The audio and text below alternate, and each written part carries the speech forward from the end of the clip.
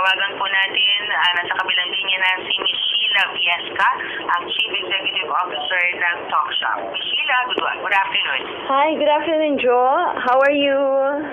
I'm fine. Ako, kayo rin po. Kumusta na? Okay naman. Very good. Good. Yeah, thank you for the opportunity to be invited in your show. Oo nga, sayang. Hindi ka nakarating dito personally ngayon. Ano? Pero, Oh, medyo tight yung schedule eh.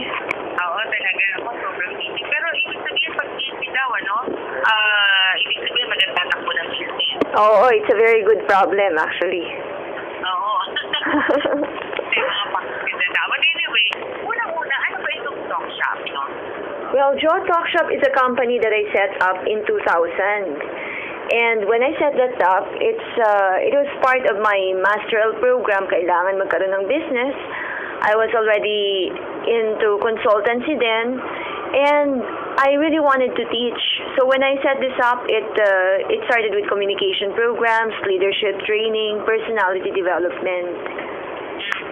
Yeah, and we're Napag-uusapan natin yung pagnenegosyo, no? Kailangan kasi, ano ba yung mga standard dapat ng isang negosyante? Siyempre, dapat natiwala siya, di ba? So, nakikita yan sa kanyang personalidad. That's true. Ang negosyo kasi, it will teach you how to have integrity eh. Oo, yung personalidad mo, it keeps getting better in the process if you are in the right industry. And that's also your measuring stick. Kung hindi gumaganda yung pananaw mo sa buhay at pagkatao mo, that means you are in the wrong business. Hindi ka uunlad dyan. So, kailangan matuto ang isang tao kung paano niya dadalhin ang kanyang sarili sa pakikipag-usap yung kanyang interpersonal skills. Tama yan. Even if you mean well, if you cannot articulate it, may hirapan ka maghanap ng tamang tao because you will only attract people who share the same values.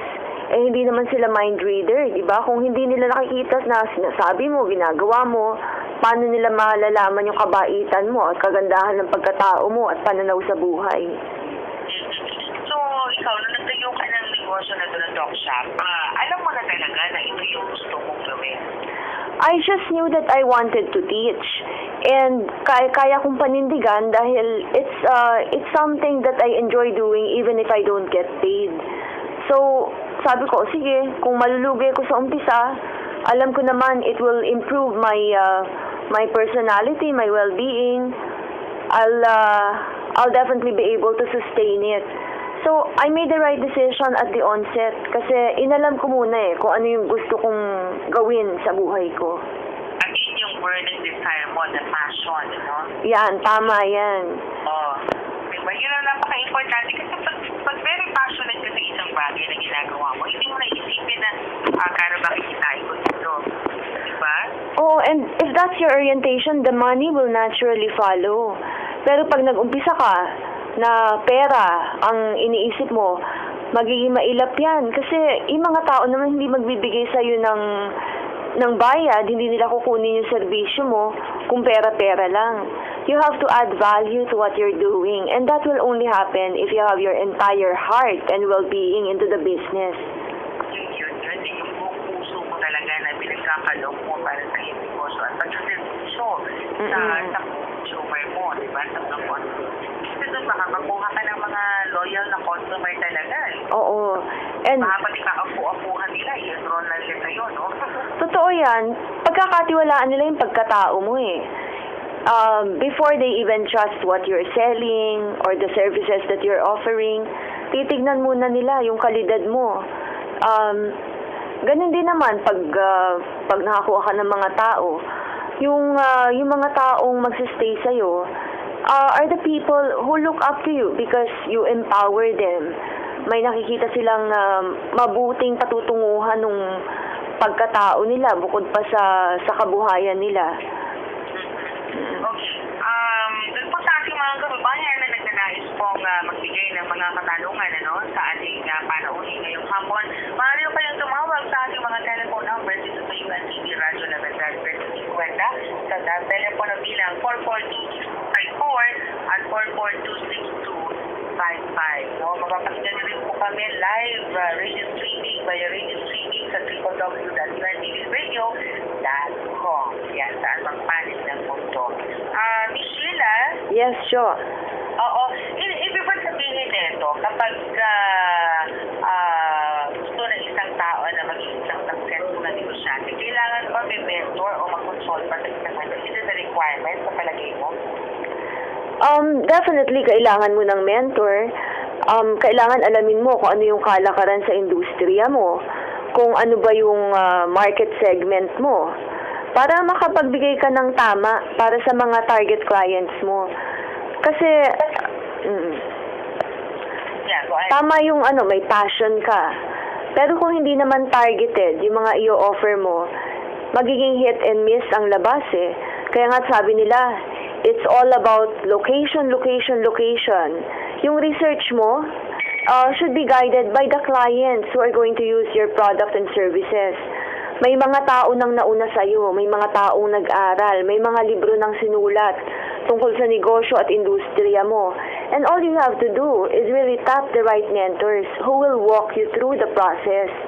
Huwag kang matakot na humanap ng mga magtuturo sa'yo, because the right people will come your way to teach you kung open ka na matuto. Okay. Paano daw ba magkaroon ng magandang relasyon sa mga client at sa mga empleyado? Well, whether it's internal clients or external, yung mga empleyado mo o yung mga customers mo, ang importante sa isang nagmamay-ari ng negosyo o nagpapatako ng negosyo ay maging totoo ka. Kailangan kung ano yung sinabi mo, you mean it. Kaya mong panindigan. Dahil yung malasakit, malaking puntos yan. Your concern for your team and for your customers, you may be able to articulate that. Pero pag hindi mo kayang panindigan, nako, that trust is very difficult to build. And once it's built, it has to be sustained. Yun, magpakatotoo. Tama daw ba na i-pamper yung mga empleyado para makuha ang kanilang loyalty? Well, now we can talk about the multi-generational workforce. Iba-ibang generations, iba-ibang tendencies, and to a certain extent, personality. Pampering in a way na i-mentor mo kung kailangang i-mentor, yung bang you will walk them through the processes kung hindi pa nila alam, kung bago sila sa ginagawa nila. Kung alam na nila, i-coach mo sila. You have to give the proper commendation. If they did something right, you have to give them the credit. If they did something wrong, you have to help them correct that. Yun yung pampering na matatawag. Now, there's also what we can call motivation, yung intrinsic and extrinsic motivation. Minsan may mga pagkakataon magpapapremyo yung company or magpapatrain ng tao or yung magkakaroon ng team building kasi kailangan mong magbigay ng work-life balance eh. Especially sa tinatawag nating mga millennials. These are those individuals in their 20s, early 30s. Importante sa kanila na magkaroon sila ng sapat na panahon para sa mga kaibigan. Unlike the baby boomers, yung mga Gen X baby boomers. Yeah, oo. Ayan, concentrated sa trabaho yan. So, ang pampering na kailangan mo, it can be commendation, it can also be pwede ring promotion, or bigyan mo ng little something. Pero yung mga bakasyon, hindi kasing laki yung puntos na ng pagpapahalaga na binibigay doon ng mga millennials. Okay. Yeah. Meron tayong message sa ating Facebook fan page from Jan Chu. Share ko lang po experience ko sa pagnenegosyo. Mahirap as in mahirap. Pero sabi ko lang, wala namang madali sa pagnenegosyo eh. Trial and error kasi at labi nandyan. Anong reaction mo dito, Sheila? Sa sinasabi ni Jan Chu? Error daw. Oo naman, may ganyang angulo dyan, trial and error. Kasi hindi ka naman know-all eh. Kahit pag-aralan mo, may mentor ka. Siyempre may mga situations na beyond your control. Like, baka biglang may nagtayo ng parehong negosyo sa lugar na yun. O kaya bago ka pa man nagtayo, obsolete na yung serbisyo mo or yung product mo kasi may bago na. Kung technology-based yan lalo. Pero, you have to be prepared. Kailangan, yung mga risk na to, calculated. Bago ka mag-invest ng pera or ilagay mo lahat ng pinundar mo sa mga nakaraang 10 taon, alam mo dapat kung ano yung kaya mong malugi. Tapos kung malulugi ka by a certain percentage, paano ka babangon? So it's not risk that has to be taken on blindly. Kailangan gising ka kung ano yung mga ginagawa mo. Yan. At saka kailangan nakasulat lahat yung mga ginagawa mo at yung mga plano mo para lagi kang ibabalikan ang babalikan. Correct. Hindi yung pagdating mo sa pagka-plano mo, pagka-decide mo, saka ka pala magre-reflect na, ay, mali. Oo. Kailangan yung i-drawing mo muna bago mo i-execute. Hindi yung i-execute mo, saka mo i-drawing. Yun. Ito naman, sa pag-hire daw ng mga employees, ano daw ba yung mga qualifications na dapat i-consider ng isang employer sa pag-hire niya ng mga empleyado? Well, sa akin may tatlong basic profile, no? Kung yung pinakasimple natin gawin kailangan may talino, may bait, at may bait sa sarili. Meaning, marunong siyang mag-ayos. So, may talino. Yung talino ba niya, yung pinag-aralan niya, angkop dun sa posisyon na kinukuha mo. Kasi baka ang kinukuha mo, IT. Pero walang alam sa IT yung kinuha mo kasi writer siya. O kaya naman, ibang-iba yung industriya. You have to know when you're going to invest the amount and the effort and the money on training this individual. Tapos, meron tayong tanong dito, sorry Sheila ha. Yeah, sige Jo. Sheila, oo. Si Angelo Rodriguez ng Quezon City. Si Angelo, nakala ko ang dito niya yung Rodriguez. Si Angelo ng E. Rodriguez, Quezon City. Sabi niya ganito, madalas po kaming nagkakalabuan ng mga empleyado ko. Kasi daw, madalas daw po akong nagpe-pressure, lalo na pag i-meet na deadline. Tanong ko lang po, ma'am, kung paano mo po ba dapat i-command ang mga empleyado mo na hindi sila nagpe-pressure sa kanilang work? Ang masasabi ko lang, wag mong i-discount na makakaunawa yung mga empleyado mo.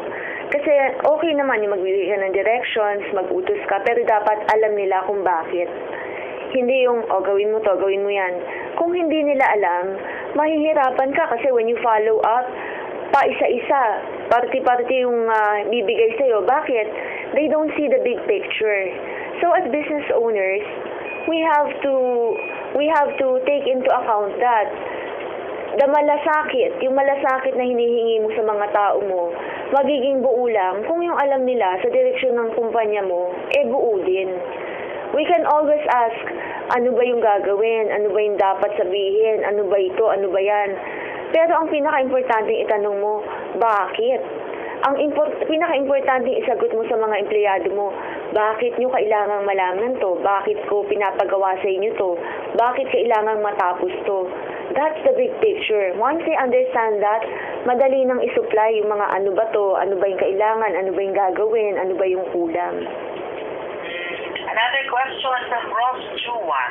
Nasa sales po ako at madalas po ako nakakaranas na nade-decline ako sa mga clients ko. Paano po ba mag-handle ng ganung senaryo?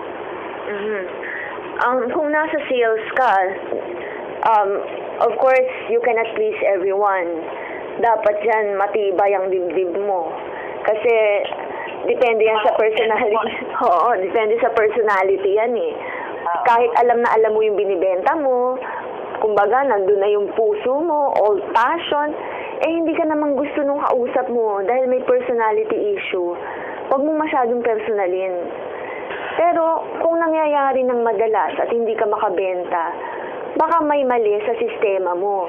Then you have to take a special program on salesmanship. We offer that at Talkshop, Joe, by the way. Check lang nila, www.talkshop.ph. Yan. Oo. Kasi Oo, plugging, no? Nag-iba na kasi yung takbo ng sales industry.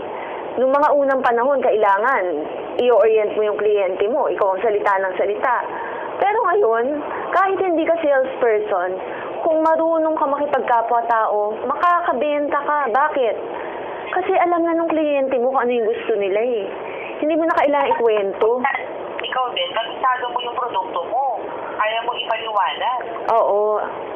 At balik tayo uli dun, malasakit sa kliyente.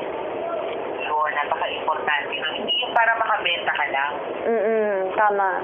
Okay. Babalikan po natin si Miss Sheila Viesca, ha? Miss Sheila, babalikan kita, ha? Papakilala lang ako ng ating impilan at Okay. syempre mga commercial breaks. Sige, Jo.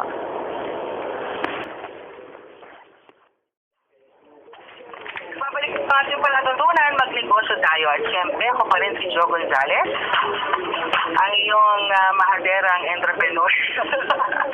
Nasa linya po si Miss Sheila Viesca, ang Chief Executive Officer ng Talk Shop. Miss Sheila, good afternoon again. Good afternoon again, Jo. Nasa na tayo kanina, yung pinag-uusapan natin, ano? Oo. Yung caller natin ay nagkakaproblema sila Sa pagbebenta. Oo, sa pagbebenta niya, no? Dahil doon, paano nga ba naman yung hindi siya ma-decline ng kanyang mga customers? Normal naman nun talagang may mga sales objections, no? Oo. Part yan ng trabaho. Hindi lahat ng araw maganda yung pasok ng negosyo, lalo na sa mga business owners. Yung mga hesitant na pumasok sa sales. The moment you start your business, you're in the field of sales. Kausap mo pa lang yung kliyente, kailangan iniisip mo na paano ma-close yung deal para ma-servicean yung kumpanya o taong ito, kung paano nila magagamit yung produkto mo, and then how to sustain the relationship para repeat business. Yan ang kagandahan kasi hindi ka kailangan maging traditional salesperson eh. Ang kailangan isipin mo hindi yung makakabenta ba ako, ilan ba yung bibili nila, kundi ano ba yung pwede kong gawin para mapabuti yung sitwasyon ng kliyente ko. At saka dapat dun sa perspective pala, dapat inaalam mo na kung ano ang kailangan ng iyong mga prospect. That's right, because time is very important. Hindi ka kailangan mag-aksaya ng panahon dun sa mga prospects na hindi naman nangangailangan ng serbisyo o produkto mo. Tama ka talaga. Yan ang first element of selling. Effective prospecting. Yun. Doon pa lang kasi kina-quantify mo na siya, kina-qualify mo na kung sino yung mga uunahin mo na ilalagay mo sa mga top priority mo, no? Oo. Kahit maganda yung presentasyon mo, kung mali naman yung pinagpepresentahan mo, bali wala rin yung pagod. Ako halimbawa, ikaw nagbebenta ng semento, tapos ang binentahan mo pala, dealer ka ng semento. Tama yan. Kinumpitensya ka pa. Yun isa sa mga minsan nagkakamali. But kidding aside, may mga nangyayari talagang ganyan. Lalo na kung ang sales representative ay nagkakaroon ng problema, doon pa lang sa perspective niya kung sino yung unang-una niyang mga taong lalapitan. Oo. Para bentahan ang kanyang produkto at ang kanyang mga services. Dapat you have to hit the right market. Diba? That's right. And of course, syempre, no, kailangan ang ating mga kababayan din, yung alam mo yun, yung natuturuan din dun sa communication. Paano mo ipipresent yung iyong negosyo, yung kumpanya, ang iyong produkto, at mga services, diba? At dyan, available ang Talk Shop. That's right, Jo. In many areas of life and running a business, communication is key. Kung ano yung sinasabi mo, kung paano mo sasabihin yun, kung anong timing, kung kailan ka hihinto. That's part of the communication training. Kasi Sorry, Sheila. Sige, okay. Maganda rin na alam mo at ikaw mismo, i-user ng iyong produkto na binibenta kung may produkto kang binibenta, no? Oo. Yung Oo, part yan ng integrity eh. Kung ikaw mismo, hindi ka bilib sa binibenta mo, paano mo naman makukumbinsi yung mga kliyente mo? Oo, tama. Napakahusay No? At habang nag-iintay po tayo ng ating mga kababayan sa inyo pang mga karagdagang mga tanong, maaari ko kayong tumawag sa 4426254 at 4426255. Okay, naman pwede po kayo mag-text sa ating text line sa 0932-359-4427. Isa pa pala, Jo, may mga kailangan tayong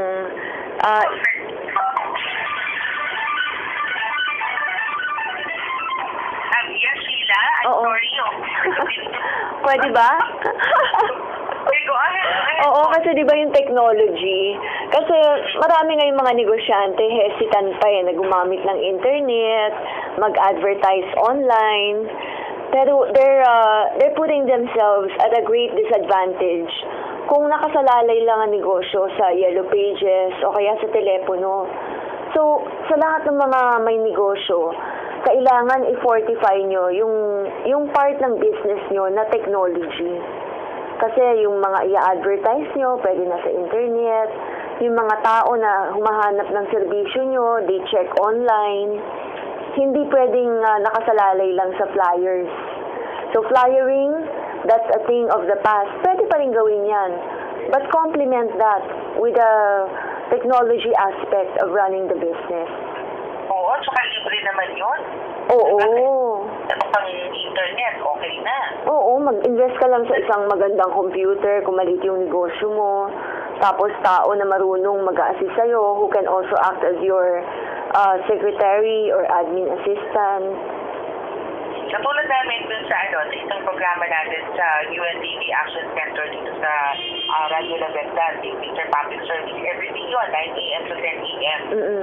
Fun, nasa 7,000 plus na yung yung mga likers namin sa fan page. Oh, wow. Ang ganda dun, Oo, imagine, yung 7,000 na yun, in 3 months time, naka 7,399 kami as of this morning. Eh kasi naman, puro quality show naman talaga ang Radyo La Verdad, no? Ay, Oo. Kaya gusto ko mag-guest dito kasi talaga alam ko na kung sino yung nakikinig, matututo. Marami silang mapupulot kasi ang gaganda ng mga tanong, open-minded yung mga discussions. Saka may boses ang kabataan, tapos yung mga negosyante, lahat ng mga taong gustong matuto.